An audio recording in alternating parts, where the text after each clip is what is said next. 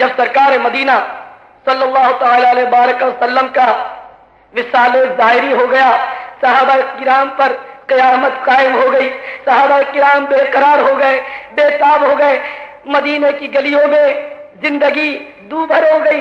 انہی میں ایک حضرت بلال بھی تھے، جب مدینے کی گلیوں میں سے گزرتے نقش قدم پر نظر پڑتی تو بے قرار ہو جاتے، آقا کی یاد، آقا کی تڑپ ستانے لگتی، کبھی کبھی کیفیت طاری ہو جاتی اور دیوانہ وار لوگوں سے پوچھنے لگتے کہ اے لوگوں، میرے آقا محمد مصطفیٰ صلی اللہ تعالی علیہ وسلم کو اگر تم نے کہیں دیکھا ہے تو ذرا مجھے ان کا پتہ بتا دو، ذرا میں ان کی زیارت کر لوں۔ مدتوں سے یہ آنکھیں دید کے لیے ترس رہی ہیں، جب ہوش آتا تو شرمندہ ہوتے، رو کر چپ ہو رہتے۔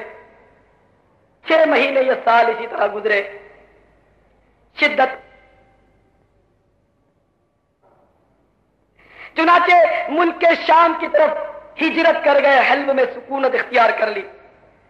شاید 1 سال کا عرصہ ہوا ہوگا کہ ایک رات بلال سوئے، قسمت انگڑائی لے کر جاگ اٹھی۔ بلال اپنے مقدر پر رشک کر رہے ہیں کہ آج سچ مچ آقا غریب خانے پر جلوہ فرمائے اور مسکرا کر فرما رہے ہیں، بلال بلال کیا بات ہے، تم میرے کیسے عاشق ہو، مجھ سے اتنا عرصہ ہو گیا ملنے نہیں آئے۔ آقا آقا کہتے ہوئے آنکھ کھل گئی، آقا کہا یہ تو خواب تھا۔ بے تاب ہو گئے، رخت سفر باندھا کہ آقا نے بلایا ہے۔ آقا کا دیوانہ منزلوں پر منزلیں طے کرتا ہوا مدینے کی طرف بڑھنے لگا، مدینے کی طرف بڑھتا جا رہا ہے۔ جو جو مدینہ قریب آتا جا رہا ہے دل کا رنگ بدلا جا رہا ہے۔ اے لیجئے مدینے کی گلیوں میں اب بلال کا ورود مسعود ہو گیا۔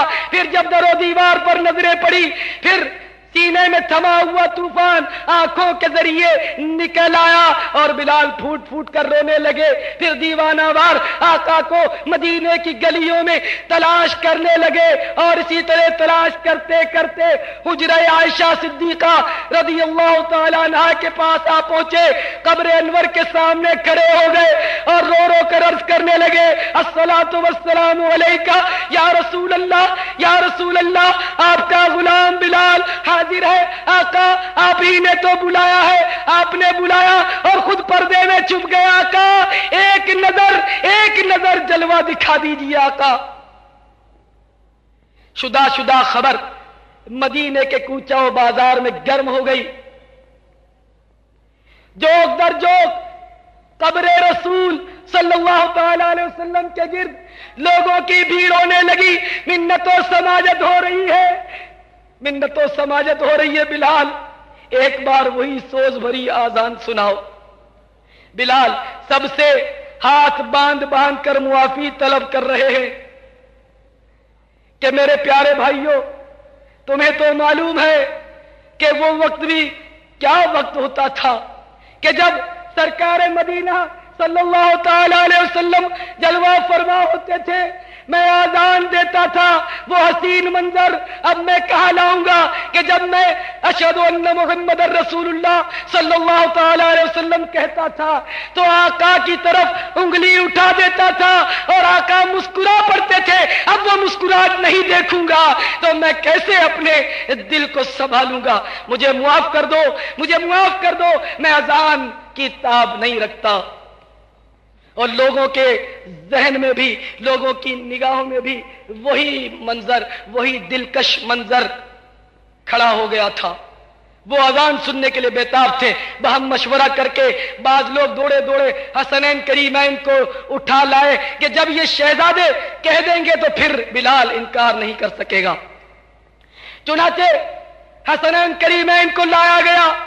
جب رسول اللہ صلی اللہ تعالی علیہ وسلم کے گلشن کے یہ کھلتے ہوئے پھول آئے، بلال کو ان کے نانا کی یاد اور بھی آ گئی۔ بلال تڑپ گئے اور تڑپ کر انہیں اپنی گود میں اٹھا لیا، ماتھا چوما، سینے سے لگایا اور امی کی طبیعت پوچھی، تمہاری امی کیسی ہے؟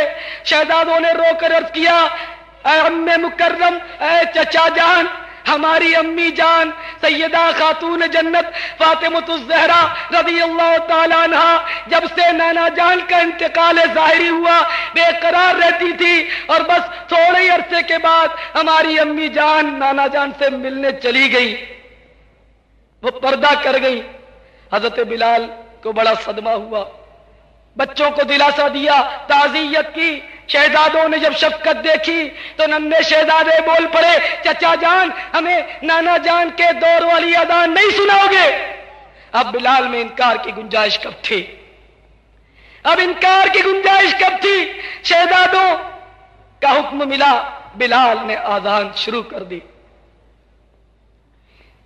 جو ہی مدینہ منورہ کی پرکیف اور نورانی فضاؤں میں آذان بلال گونجی، اللہ اکبر اللہ اکبر، جب مدینے کے در و دیوار سے یہ آواز ٹکرائی، در و دیوار کو وجدانے لگا،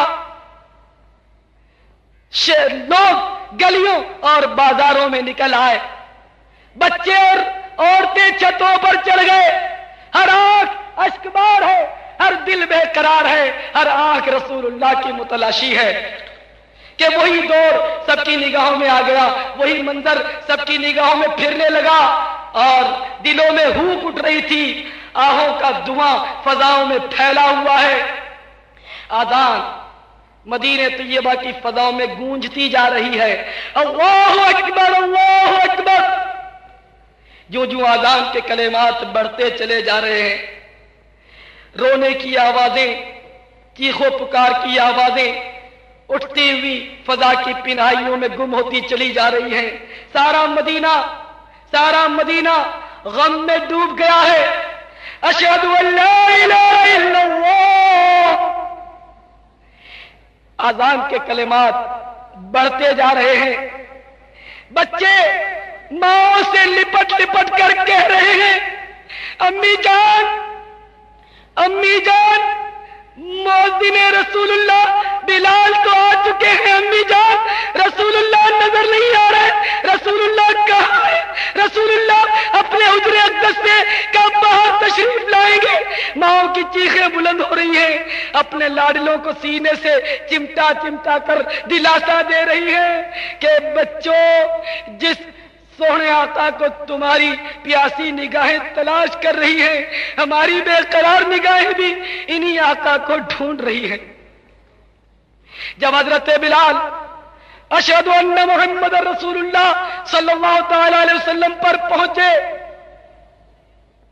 تو کئی چیخیں بلند ہو کر فضا کی پہنائیوں میں گم ہو گئی، اور لوگ غش کھا کھا کر گرنے لگے، اور یہ کلمہ کہنا تھا کہ حضرت بلال نے از خود رفتگی کے عالم میں اپنی انگلی منبر رسول کی طرف اٹھا دی، لیکن منبر رسول تو خالی تھا، حضرت بلال غش کھا کر زمین پر گر گئے۔